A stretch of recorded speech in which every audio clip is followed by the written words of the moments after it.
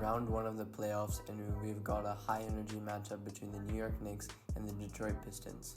Let's dive into their lineups, Game 1 results, and where each team stands heading into the rest of the series.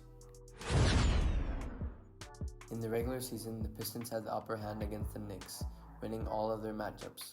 But the Knicks are playing with a whole new energy in the postseason, and with the addition of Karl Anthony Towns, they're now the favorites. Both teams bring a solid mix of talent. The Pistons counter with young stars, experienced scorers, and strong inside presence, and their best starting five is Cade Cunningham as the PG, Ausar Thompson as the shooting guard, Malik Beasley as the small forward, Tobias Harris as the power forward, and Jalen Duren as the center. And the Knicks are deep and versatile with scoring threats across the board. Their best point guard is Jalen Brunson, shooting guard Mikal Bridges, small forward OG Anunoby, power forward Karl Anthony Towns, and center is Mitchell Robinson.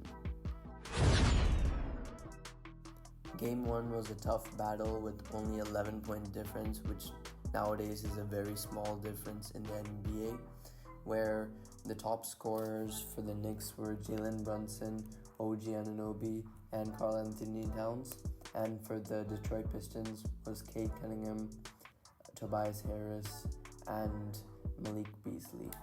The Knicks edged out the Pistons with efficient offense and hustle plays, while Detroit made it competitive despite a few key mistakes.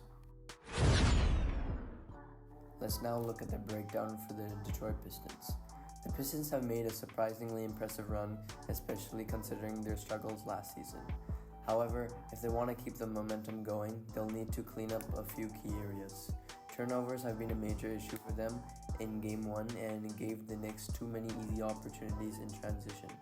Defensively, they must do a better job protecting the paint, as the Knicks scored more in the paint than the Pistons by around 16 points, as New York found far too many uncontested looks inside.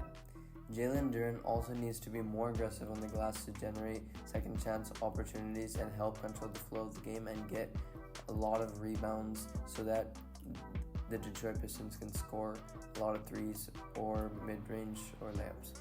On the bright side, Tobias Harris and Cade Cunningham have been playing at a high level.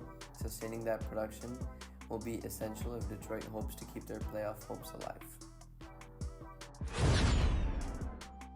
The Knicks came out strong in Game 1, playing with energy and efficiency.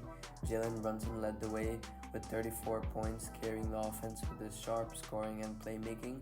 New York also dominated the glass thanks to the relentless rebounding efforts of Karl Anthony Towns, OG Anunoby, Josh Hart, and Mitchell Robinson, who each racked up 7 rebounds and created multiple second chance opportunities.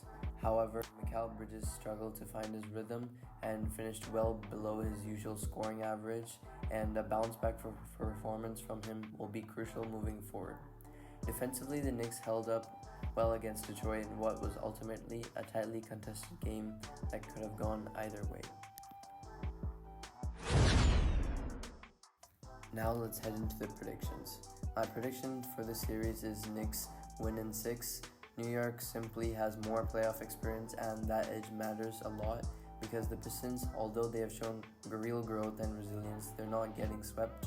So I think Cade Cunningham in particular will step up and make things a little difficult for the Knicks, which will help the Detroit Pistons steal at least 2 games.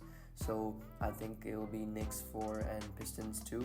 But however, when it comes down to closing out the series, I trust the Knicks to pull away because of their experience a lot from last year and from the regular season this year.